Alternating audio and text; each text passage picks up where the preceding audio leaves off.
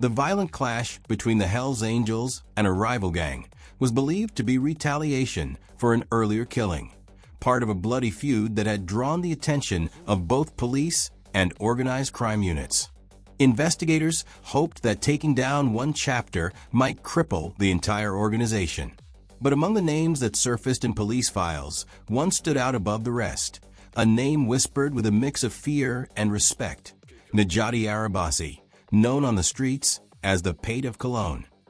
The Iron Grip. Arabaci is considered one of Europe's most dangerous underworld figures, a man who plays by his own rules and commands his empire with an iron grip. In the early 1990s, he used a network of security companies and nightclubs in Cologne as a springboard to climb Germany's criminal hierarchy. His influence soon spread beyond the Ruhr region, reaching across the country and later across Europe. But power on that scale was never enough for him.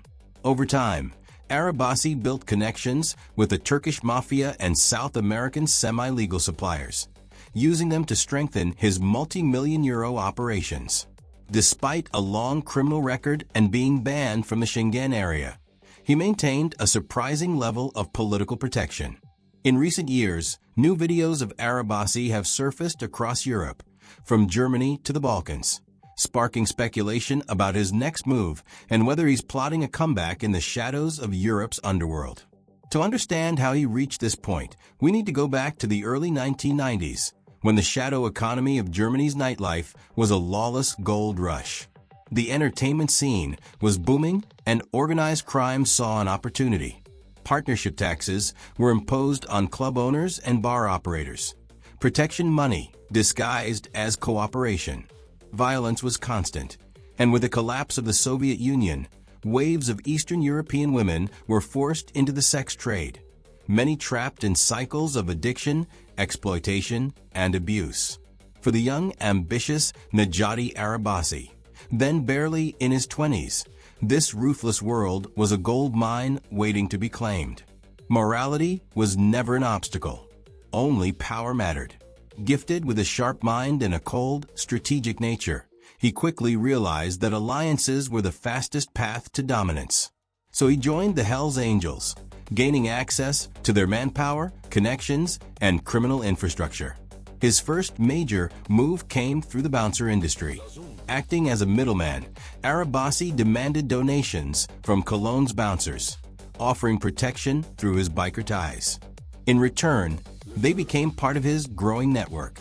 Within a short time, Arabaci reportedly controlled over 120 men, commanding loyalty and respect through intimidation and efficiency. The money poured in, but more importantly, he now controlled Cologne's nightlife. The catch was brutal but effective. Once someone accepted his protection, they belonged to him for life. As his wealth grew, so did his ambition. Arabaci expanded into more violent and lucrative ventures, slowly weaving his influence across Europe. His moral compass, long gone, didn't restrain him from exploiting new industries. Using his biker and underworld connections, he moved into the adult entertainment scene, a brutal arena ruled by predators and opportunists.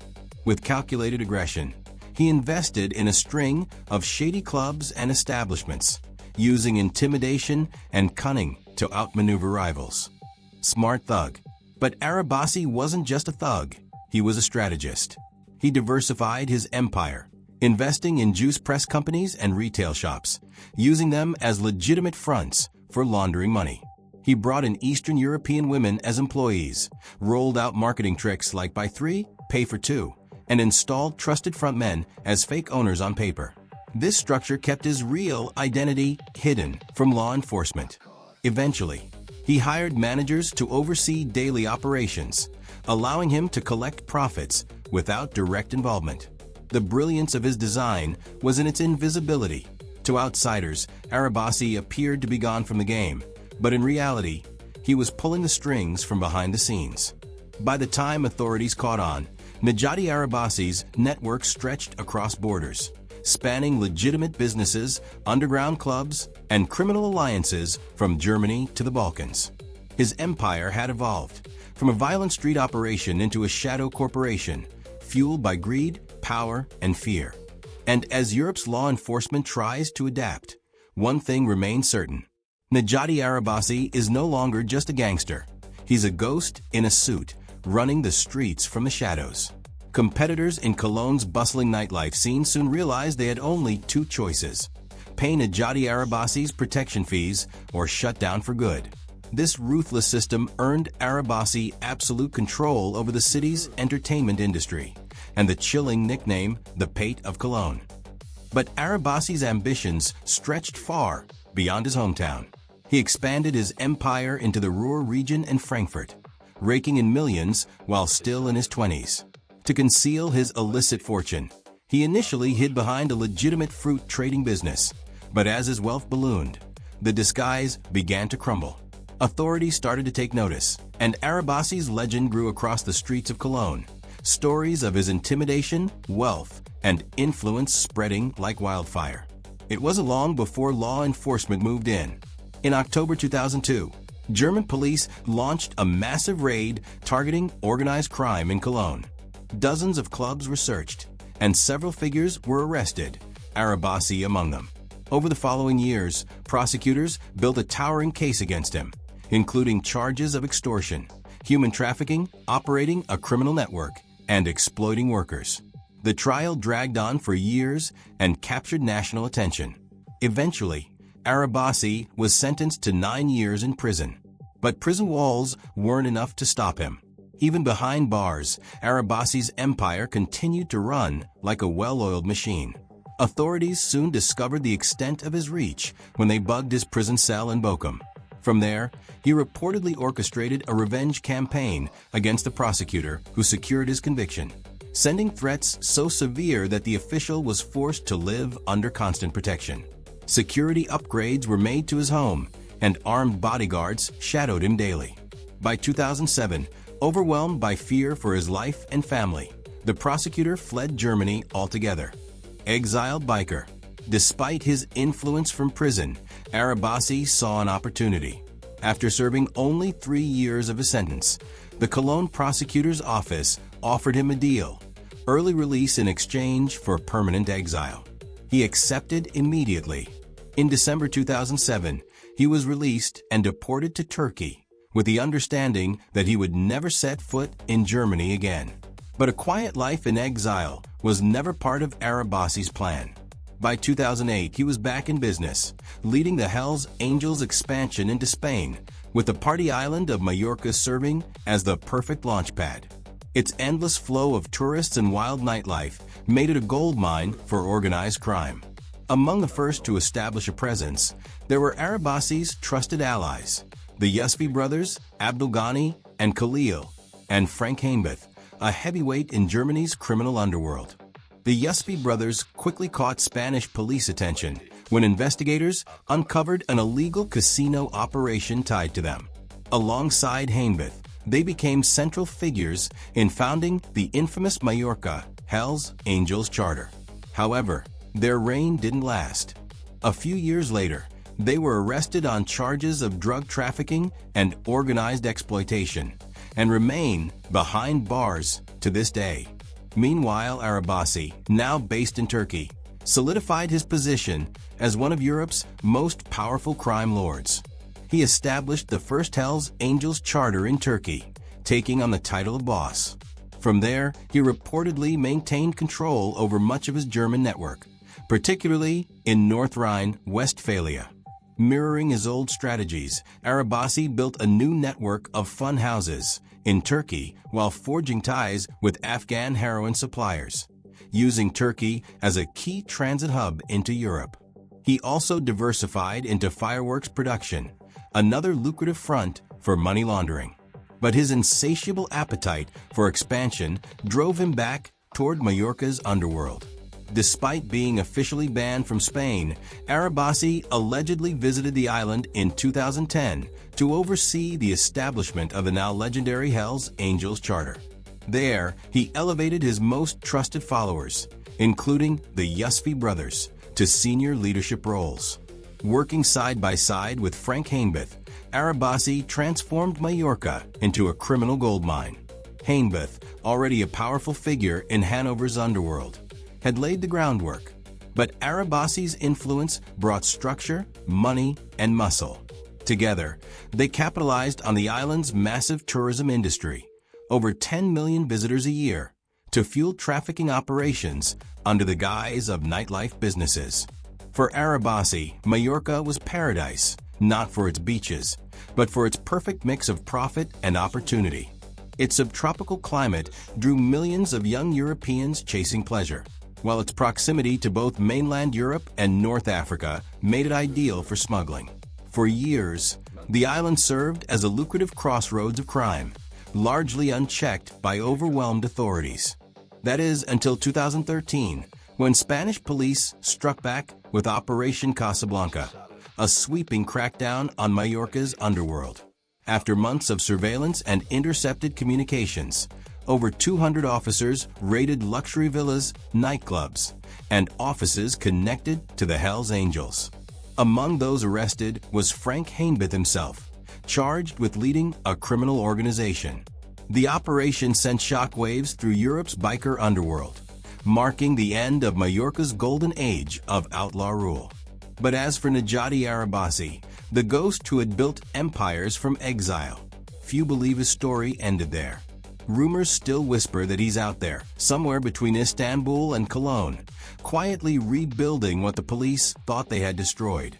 His capture created a power vacuum across Europe's criminal underworld, leaving numerous illegal enterprises on uncertain ground. Through intercepted communications from Frank Heinbeth, investigators uncovered direct links to Najati Arabaci, confirming long-held suspicions of his deep involvement in the Hells Angels operations. Yet, ever the calculating strategist, Arabaci showed no sign of fear or retreat. Confident in his ability to stay untouchable, he continued directing his empire from the shadows, untouched by the chaos unfolding around him. Meanwhile, a storm was brewing within the Hells Angels themselves. Tensions between the old guard of German bikers and the new wave of Turkish-led members loyal to Arabaci grew more explosive by the day. Cultural rifts and leadership rivalries turned into open disdain. Traditional German rockers accused the Turkish members of abandoning the core values and rebellious spirit of the club, while Arabaci himself made little effort to hide his contempt for the German factions. According to insiders, he trusted only Turkish members, dismissing the others as weak and unreliable. By September 2013, those tensions erupted into violence. Associates loyal to Arabaci allegedly stormed the Hells Angels Cologne branch, brutally attacking one of their own members. The incident triggered a massive internal split, with several chapters breaking away from the Turkish-led faction. Despite the internal bloodshed and growing instability, Arabaci remained unmoved. His focus was fixed on expanding his criminal reach, not preserving biker brotherhoods. Over the following years, Arabaci's name would surface repeatedly in connection with gang warfare, drug trafficking, and large-scale money laundering. European banks flagged his attempts to clean vast sums of illicit cash, and his name appeared in investigations from Germany to Spain and beyond. Officials who once believed deporting him had solved their problem soon realized it had done the opposite. Arabaci had simply shifted his empire offshore. Following the arrest of Frank Heinbeth in 2015, the Spanish Supreme Court issued a Europe-wide arrest warrant for Arabaci. The charges were severe: membership in a criminal organization, human exploitation, narcotics trafficking, and operating illicit businesses in Majorca, including the staffing of underground establishments with coerced workers. But even as the walls closed in, Arabaci's operations continued, thriving, evolving, and always staying one step ahead. His game of cat and mouse with international law enforcement reached new heights in June 2018, when Turkish Special Forces raided properties in Sezim, a wealthy resort town on Turkey's Aegean coast. The raid was triggered after Arabaci allegedly refused to surrender members of his crew connected to 2 assassinations. The operation ended with 35 arrests and the seizure of a massive weapons cache. Yet Arabaci once again slipped through the cracks. Despite an ever-growing mountain of criminal allegations, extortion, drug trafficking, racketeering, and even murder, Arabaci continued to defy the system. His ability to evade conviction became legendary. In one high-profile Turkish case, he was accused of ordering a killing linked to his protection racket. Yet, within 18 days, he was released for lack of evidence. The same Houdini-like escape played out again later that year, when, despite facing major charges, he walked free after less than 3 months in custody. His secret weapon? Connections, powerful ones. Arabaci's influence extended deep into both the criminal world and legitimate institutions. He reportedly maintained ties with politicians, businessmen, and even law enforcement insiders, including an alleged mole within Interpol who fed him sensitive intelligence about upcoming raids and investigations. Some reports even suggest that Arabaci had financial dealings with top-tier Turkish football players, potentially linked to his experience in the security and nightclub industries, though the full scope of these connections remains shrouded in mystery. Then, in the summer of 2015, a photograph surfaced that reignited fears of Arabaci's reach. Taken in the exclusive Turkish resort of Sezim, the image showed him surrounded by several notorious Hells Angels figures, including former Cologne rocker bosses known by their initials KK and AA. The picture was more than a reunion snapshot. It was a statement. Despite his supposed exile, Najati Arabaci was still in control, still respected, and still very much in the game. The same year, KK and Abe became entangled in a violent bar brawl that ended with the killing of an Albanian man during a dispute over stolen goods. After the incident, he fled to Turkey to avoid prosecution. Also pictured in the now infamous photograph with Arabaci were Engin K, Siren A, and Ibrahim K, all of whom were later linked to serious criminal activities, including bar fights and multiple shootings. Among them, Ibrahim K drew particular notoriety when he was sentenced to 43 years in prison for a shooting that left 4 people dead. Another figure in the same circle, CMH, gained infamy after pulling a gun during a brawl in the Turkish city of Izmir, further reinforcing the image of a violent and unpredictable network surrounding Arabaci. Even beyond these associations, Najati Arabaci remains a deeply polarizing figure in Europe's underworld. His uncanny ability to navigate seamlessly between the worlds of organized crime, business, and political influence has cemented his reputation as both an enigma and a force to be reckoned with. Feared, admired, and despised in equal measure, Arabaci embodies the contradictions of the modern criminal elite. He is a man who blends ambition, secrecy, and power in ways that both fascinate and disturb those around him. Some view him as a shrewd businessman offering wealth and opportunity, while others condemn his unorthodox methods and deviation from the traditional outlaw biker code that the Hells Angels once stood for. Critics often point out that Arabaci hardly fits the archetypal image of a rocker boss. He doesn't wear the signature leather jacket, doesn't ride a motorcycle, and rarely participates in the public rituals that define the Brotherhood's culture. This detachment has earned him the resentment of many within the club who see him as an outsider. Yet, it is precisely this ability to operate beyond the constraints of convention that has made him such a powerful and elusive figure. Arabaci's presence has been noted across Spain, Monaco, Vienna, and Germany, a testament to his international reach. His mobility and ability to move undetected across borders reflect the scale of his influence and the resources at his disposal. When sighted in Monaco, investigators noted that his luxury car bore Swiss license plates, a detail pointing toward his access to Switzerland's shadowy financial networks, long known for facilitating anonymous transactions and large-scale money laundering. But what truly drives Arabaci? He has already achieved what many would consider the pinnacle of success: wealth, influence, and freedom. Yet, his ambition seems insatiable. He isn't content to retire into luxury or anonymity. Instead, He appears consumed by a desire to dominate Europe's underworld. His aim extends far beyond personal fortune. He seeks continental power, influence, and control. This relentless pursuit fuels his empire's ongoing expansion. However, such ambition comes with growing risks.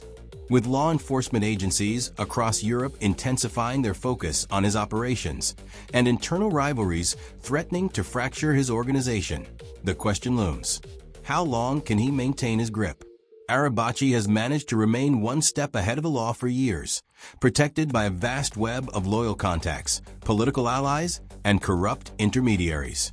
But history has shown that even the most untouchable figures eventually face their reckoning. For now, Arabaci's empire continues to thrive, and his ambitions remain undiminished. Yet beneath the surface of his apparent control, the forces of fate and justice are quietly closing in.